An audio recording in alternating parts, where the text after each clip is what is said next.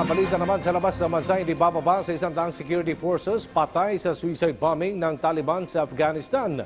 At isa sa 20 missile operating bases na tinatago ng North Korea na tukoy na. May report si Stephanie Savillano. Hindi bababa sa 100 security personnel ang nasawi sa suicide bombing at gun attack ng grupong Taliban sa Afghanistan. Umatake ang Taliban insurgents sa military base na pinangunahan ng suicide bomber na lula ng military vehicle. Matapos pasabugin ng naturang sasakyan ay lumusob na ang kanyang mga armadong kasamahan. Napigilan naman ng Afghan forces ang mga suspect at agad na dinala ang mga biktima sa ospital. Sa Kenya, arestado ang 11 suspect na umano'y sangkot sa marahas na pag-atake ng Al-Shabaab terrorist group sa Nairobi, kung saan hindi bababa sa 20 ang nasawi. Kabilang na riyan ang 4 na sumuko sa mga otoridad sa Isiolo kahapon. Ayon kay Interior Minister Fred Matiang'i, patuloy silang nakaalerto para sa seguridad doon.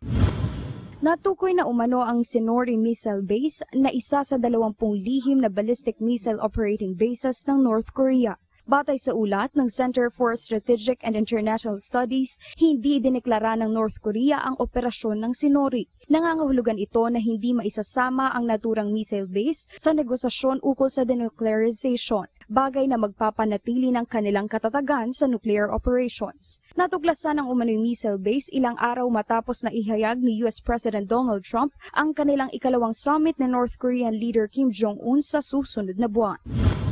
Sa Ireland, pinasabog ang isang delivery vehicle sa tapat ng courthouse sa Londonderry. Inaresto naman ang 2 lalaki na hinihinalang nasa likod ng pagsabog. Wala ring napaulat na nasaktan bunsod ng naturang insidente. Sa United Kingdom, enjoy ang mga residente sa pagdiriwang ng taunang Strawberry Festival sa Peterborough. Tinawag itong Straw Festival dahil nagsusuot ng straw ang mga kalahok sa parada. Nagsimula ang Strawberry Festival noong 1882 kung saan ang mga taong naka-costume ng strawberries ay sumasayaw sa harap ng mga bahay kapalit ng regalo.